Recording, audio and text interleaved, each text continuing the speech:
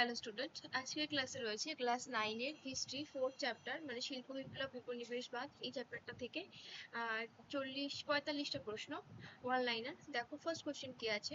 শিল্প বিপ্লব কথাটি প্রথম কে কার ব্যবহার করেন? 1837 খ্রিস্টাব্দে অগাস্ট ব্ল্যাঙ্কি শিল্প বিপ্লব কথাটি প্রথম ব্যবহার করেন। নেক্সট 2 নাম্বার প্রশ্ন, শিল্প বিপ্লব কথাটি কে জনপ্রিয় করে তোলেন?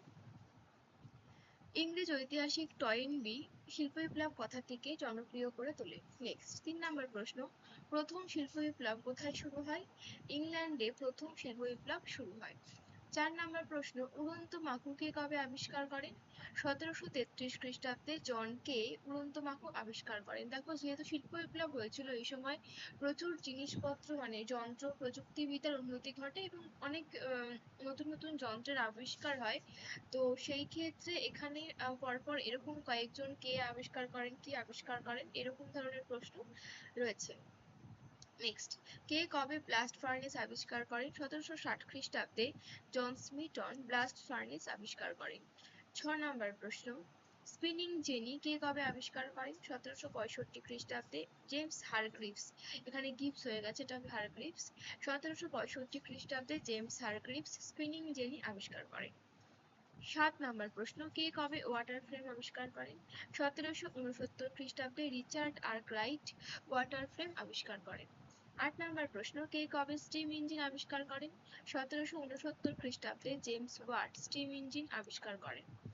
কে কবে মিউল আবিষ্কার করেন? 1779 খ্রিস্টাব্দে স্যামুয়েল ক্রম্পটন এই যন্ত্রটি আবিষ্কার করেন। অনেক জায়গায় এটা স্পিনিং মিউলও আছে। দেখো 10 নম্বর প্রশ্ন, কে কবে পাওয়ার লুম আবিষ্কার করেন? 1787 খ্রিস্টাব্দে এডমন্ড কার্টরাইট পাওয়ার লুম আবিষ্কার করেন। ওকে, চলো নেক্সট। পিচের রাস্তা তৈরির কৌশল কে কবে আবিষ্কার করেন? 11 নম্বর প্রশ্ন, পিচের রাস্তা তৈরির কৌশল কে কবে আবিষ্কার করেন? অ্যান্সার 1811 খ্রিস্টাব্দে ম্যাকাডাম 1811 খ্রিস্টাব্দে ম্যাকাডাম পিচের রাস্তা তৈরির কৌশল আবিষ্কার করেন।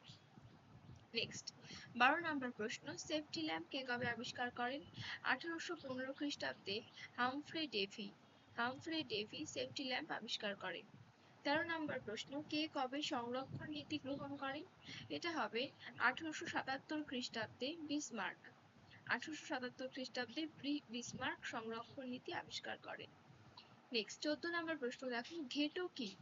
শহরের কোনো প্রান্তে সংখ্যালঘুরা যে বসবাস করে তাকেই বলা হয় ঘেটো। 15 নম্বর প্রশ্ন, কাকে ব্রিটিশ সমাজতন্ত্রের জনক বলা হয়? অ্যান্সার হবে রবার্ট আউয়েনকে ব্রিটিশ সমাজতন্ত্রের জনক বলা হয়। 16 নম্বর প্রশ্ন, কে সর্বপ্রথম সমাজতন্ত্রবাদ কথাটি প্রচলন করেন? রবার্ট আউয়েন সর্বপ্রথম সমাজতন্ত্রবাদ কথাটি প্রচলন করেন। নেক্সট 17 নম্বর প্রশ্ন, রবার্ট আউয়েন রচিত দুটি গ্রন্থের নাম? 1 নিউ ভিউ অফ সোসাইটি আর 2 report to the county of Lanark. 18 নম্বর প্রশ্ন, কাকে ইউটোপীয় সমাজতন্ত্রবাদের আদিগুরু বলা হয়? হেনরি সেন্ট সাইমনকে ইউটোপীয় সমাজতন্ত্রবাদের আদিগুরু বলা হয়। এখানে কিন্তু ইউরোপীয় আছে, এটা একটু মিস্টেক হয়ে গেছে, এটা ইউটোপীয় হবে, মানে যারা ইউটোপিয়ান তত্ত্বে বিশ্বাসী ছিল, কাল্পনিক সমাজতন্ত্রবাদ যাকে বলা হয় ইউটোপিয়ান সমাজতন্ত্রবাদ, তার আদিগুরু বলা হয় হেনরি সেন্ট সাইমনকে। 19 নম্বর প্রশ্ন, ফরাসি সমাজতন্ত্রের জনক কাকে বলা হয়? হেনরি সেন্ট সাইমনকে ফরাসি সমাজতন্ত্রের জনক বলা হয়। 20 নম্বর প্রশ্ন, নবখ্রিস্টবাদ গ্রন্থটি কার লেখা? হেনরি সেন্ট সাইমনের লেখা নবখ্রিস্টবাদ গ্রন্থটি। 21 নম্বর প্রশ্ন, সেন্ট সাইমনের মন্ত্রশিষ্য কে ছিলেন? চার্লস ফুরিয়ার ছিলেন সেন্ট সাইমনের মন্ত্রশিষ্য। 22 নম্বর প্রশ্ন, কাকে বৈজ্ঞানিক সমাজতন্ত্রবাদের জনক বলা হয়? কার্ল হাইনরিখ মার্কসকে আধুনিক বৈজ্ঞানিক সমাজতন্ত্রবাদের জনক বলা হয়। 23 নম্বর প্রশ্ন, কমিউনিস্ট ম্যানিফেস্টো পুস্তিকাটি কবে প্রকাশিত হয়? 1848 খ্রিস্টাব্দে কার্ল মার্কস এর লেখা কমিউনিস্ট ম্যানিফেস্টো নামক পুস্তিকাটি প্রকাশিত হয়। 24 নম্বর প্রশ্ন, দাস ক্যাপিটাল কার লেখা? দাস ক্যাপিটাল গ্রন্থটি কার্ল মার্কসের লেখা। দেখো নেক্সট 25 নম্বর প্রশ্ন, কত সালে রাশিয়াতে সমাজতন্ত্রবাদের প্রতিষ্ঠা হয়? 1917 সালে রাশিয়াতে সমাজতন্ত্রবাদের প্রতিষ্ঠা হয়। ব্রহ্মদেশের বর্তমান নাম কি? ব্রহ্মদেশের বর্তমান নাম হচ্ছে মায়ানমার। 27 নম্বর প্রশ্ন, সিভিল ওয়ার ইন ফ্রান্স গ্রন্থটি কার লেখা? কার্ল মার্কসের লেখা সিভিল ওয়ার ইন ফ্রান্স নামক গ্রন্থটি। 28 নম্বর প্রশ্ন, পর্তুগিজরা প্রথম কার হাত ধরে ভারতে আসে? ভাস্কো দা গামার হাত ধরে পর্তুগিজরা প্রথম ভারতে আসে। 19 নাম্বার, মালয়ে প্রথম কাদের উপনিবেশ প্রতিষ্ঠিত হয়? মালয়ে প্রথম পর্তুগিজদের উপনিবেশ প্রতিষ্ঠা হয়। 30 নম্বর প্রশ্ন, কে কবে বাষ্পচালিত নৌকা আবিষ্কার করেন? 1870 খ্রিস্টাব্দে ফুলটন বাষ্পচালিত নৌকা আবিষ্কার করেন। কাকে অন্ধকারাচ্ছন্ন মহাদেশ বলা হয়? আফ্রিকাকে অন্ধকারাচ্ছন্ন মহাদেশ বলা হয়। 32 নম্বর প্রশ্ন, ভারতে প্রথম কবে রেলপথ নির্মিত হয়? 1853 সালে ভারতে প্রথম রেলপথ নির্মিত হয়। 33 নম্বর প্রশ্ন, কে সর্বপ্রথম টেলিগ্রাফ আবিষ্কার করেন? 1809 খ্রিস্টাব্দে স্যামুয়েল সোমেরিং সর্বপ্রথম টেলিগ্রাফ আবিষ্কার করেন।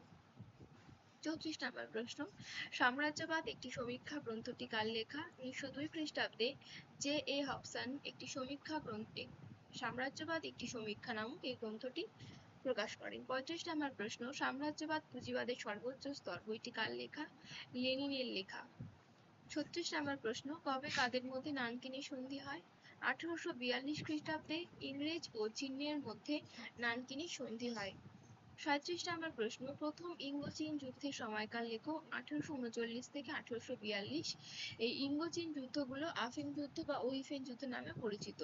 তো প্রথম ইঙ্গো-চীন যুদ্ধের সময়কাল যা হবে, প্রথম তোমাদের যদি প্রশ্নটা অন্যভাবে আসে যে প্রথম উইফেন যুদ্ধের সময়কাল লেখো, তখনও সেই উত্তরটা কিন্তু একই হবে, কারণ যাই ইন্দো-চীন যুদ্ধ তাই ইঙ্গো-চীন যুদ্ধ, তাই কিন্তু আবার উইফেন যুদ্ধ। 38 নম্বর প্রশ্ন, নানকিনের সন্ধির শর্তগুলি কি ছিল?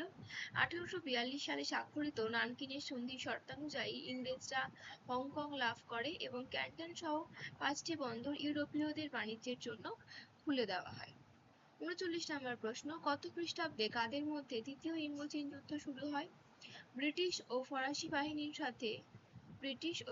বাহিনীর সাথে চীনের দ্বিতীয় ইঙ্গো-চীন যুদ্ধ শুরু হয় 1856 খ্রিস্টাব্দে। নেক্সট, কবে কাদের মধ্যে তিয়েনজিনের সন্ধি হয়?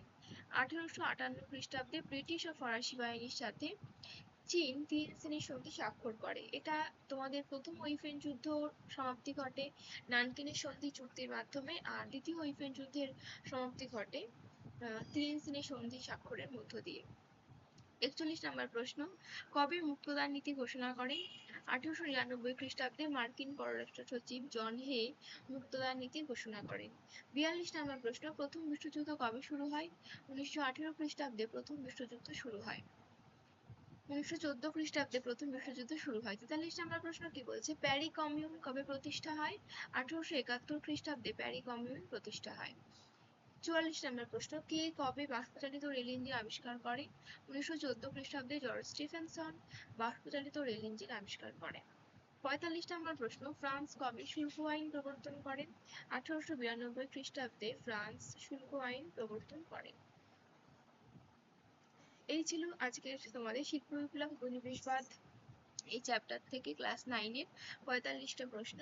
দেখা হচ্ছে নেক্সট ভিডিওতে। আজ এই পর্যন্তই, টাটা।